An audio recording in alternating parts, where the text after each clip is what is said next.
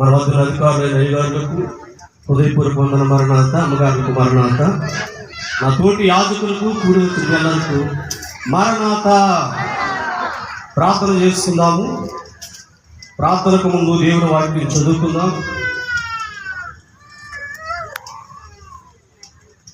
పరిశుద్ధ గ్రంథము నుండి యోహాను సువార్త 1వ అధ్యాయము 36వ వచనాన్ని చదువుకుందాం. యోహాను సువార్త 1వ అధ్యాయము 36వ వచనము. అతడు నడుచుచున్న యేసు వైపు చూచి ఇదిగో దేవుని గొర్రెపిల్ల అని చెప్పారు. ప్రార్థన చేసుకుందాం. దయాళుడైన తండ్రి, కృపానిధమైన తండ్రి, ప్రేమానిధమైన తండ్రి, మీకు వందనాలు, కృతజ్ఞత, స్తుతి, స్తోత్రాలు చెల్లించుకుంటున్నాము.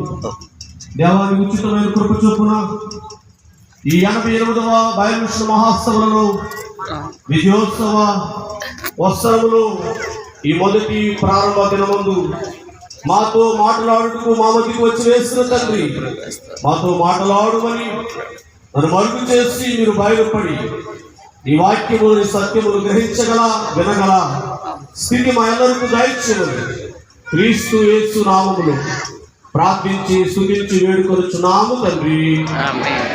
ఆమేన్.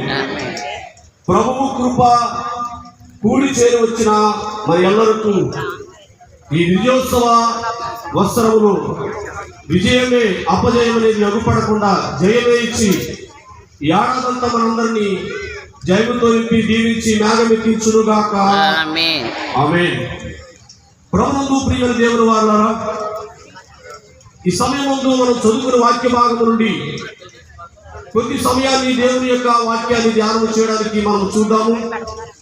యోహాను సువార్త ఈ 1వ అధ్యాయము 36వ వచనములు.